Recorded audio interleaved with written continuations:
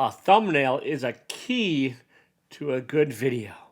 Yeah, get it? Key. Lock and Key.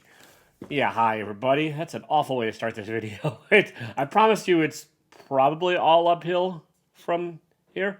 But I said promise and then probably, so that just kind of negates it all. And who knows? It could just be a random rambling mess like usual.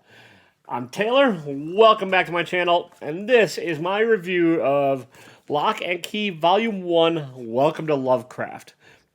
It's a horror comic by Joe Hill, the writer, Gabriel Rodriguez, the artist, with colors by J Photos and lettering by Robbie Robbins. And I know I usually start with lettering, so let's get that out of the way. The lettering is pretty darn good. It doesn't bug me. There is one case where there's sort of a horror font used with one of the characters, but it's fitting. And kind of interestingly enough, if you pay attention throughout the volume, the font typeface will transform as the character becomes a little more horrific, which is kind of a cool touch. Still very legible and still readable, and it's used sparingly and in small chunks. So, thumbs up, Robbie Robbins. Anyways, this book came out in 2008 originally, or the first issue of Locke and Key came out in 2008. I read this back then, and I really enjoyed it. I won this trade paperback as part of a kind of crappy mystery box, honestly. But I had it sitting around, and I was like, you know what? Let me give it another read and see if it still holds up. And let's try and give it away to the audience. So stick around. You can win this. And I'm not going to tell you what timestamp, because then you're just going to fast forward to it and try and win it, and then I don't get view hours, and then I weep softly, and then loudly, and then softly again. Anyways. And I said anyways. Yeah. You know how it goes. I just repeat words throughout the video. I really enjoyed Locke and Key. It's a slow burn, pretty intricately paced. It's tightly written. You can tell Joe Hill had a plan from the get-go with this book. And it's pretty dense, even though this collects the first 6 issues. It's dense but not overwhelming read. You can follow along. It's just a lot of that's helped by Gabriel Rodriguez's art. He has a unique art style where the faces and the characters are fairly cartoony, but very expressive. And the character designs are great. You can tell the characters apart easily, and you can sort of tell what they're thinking. He enlarges the eyes, which really kind of helps give you, quote unquote, the window to the soul. And then he kind of like shoves the mouth up and makes a very elongated chin on a lot of his characters, or he pushes it down on some of the characters. He just plays with the proportions of the face a bit, sort of, near as I can tell, depending upon whether or not the characters are good or evil. So that might be a little clue to spoilers if you see where the chin placement is. I remember this when it came out, and I don't remember seeing a lot of art like this. I think this is kind of the gateway drug to modern horror comics. I could be wrong. There's probably others out there that existed at the time. I wasn't reading a lot of horror comics, and I still don't read a ton of them. They don't necessarily always do anything for me. But yeah, I think you could probably draw a direct line from the art in this and from the storytelling to some of the modern books, like Something That's Killing the Children. I don't think Something That's Killing the Children would necessarily exist without Locke and Key. I'm not going to go as far as saying it transformed the medium or anything that dramatic, but I do think it was a pretty influential comic back in the day. And the day being a mere, I guess it is 12 years ago now, 13 years ago. So that's a long time in comic book land. There's some violence in this. There's some gore. Some of the stuff happens off panel, which is kind of nice, especially in the first part of it. There's violence that happens off panel, and then you slowly reveal what actually happened and the motivations as to why it happened, and this kind of Joe's modus operandi, whatever. I don't know Latin. I don't know why I even tried that. He likes to peel back the layers of the onion and kind of reveal things as he goes, and reveal what's going on, which I guess is probably pretty typical. If you dumped everything off right away, this would be a much less interesting story. But yeah, this characters, and here's where I'm going to get into a little bit of spoilers. Their father gets murdered.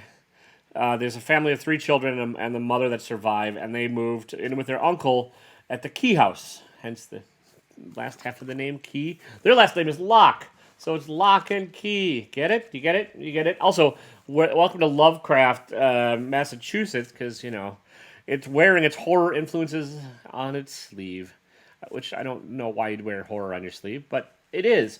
And yeah, the characters are all trying to come to grips with the murder of their father in different ways. The youngest is sort of, they have the sense he doesn't necessarily comprehend what's going on, and he goes exploring in the new house, and that leads to problems, and that kind of leads to the rest of the plot of this book and what happens. I don't want to give away a whole lot because it does, like, what happens with the youngest son or the youngest sibling really does influence the rest of this book. He's sort of the key to the plot. Yeah. And the innocent kind of eyes for the first arc, at least. Tyler, the oldest, is like the most grief-stricken. Well, all characters are grief-stricken in this book. They're dealing with it different ways. The mom's kind of drinking herself silly. Tyler's full of regret and angst. And Kinsey, the middle sister, is trying to like fit in and come to grips with it and changing herself up so she doesn't. She's just trying to survive high school, basically. I like the fact that all the characters are different. They're all dealing with things in their own different way, and like the sense of like dread and impending doom is kind of palpable in this book. You just know it's all going to go wrong, and like the coloring helps. Like a very moody color palette. It's a little bit too soft and computery for my liking, but it was 2008, and that's kind of happens. It's not as bad as like when they first started using digital coloring and stuff where you could tell immediately, but J Photos does use a pretty like blendy looking look that doesn't always read as real, for lack of a better word. But the palette and the tone that also gets set by his choice of colors is really effective. It's a dark, not quite monochromatic, but really muted palette for the most part. And that helps. I don't really have a lot of complaints about this one. I really don't. I enjoyed it, and I know I said enjoyed quite a bit. And it held up on the second read. I want to read the rest of this again, and I probably will at some point. I might just try and get like a larger collected volume, especially because we're giving away this copy, so I'm not going to have it anymore. And I don't have the original comics anymore. They're all water damaged. Long story, doesn't matter. Not part of this video. But I recommend this. And I know there's a Netflix show that came out. I tried watching it when it first came out. I made it through 2 episodes.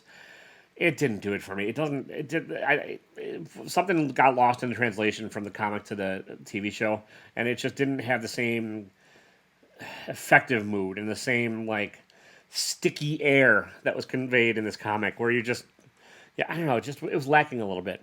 And they mixed up a few things in the comic, or in the movie, and I kind of know why they did. I think a little bit, but I think the original is better. I think the comic book is better. Also, a little bit more in the spoiler thing. There's a whole lot of keys that are found around the Key house, and they all have different powers. It's not really a whole lot of spoilers. If you once you get into it, you figure that out. But like the history behind what's happening, you don't touch on this a whole lot in this volume.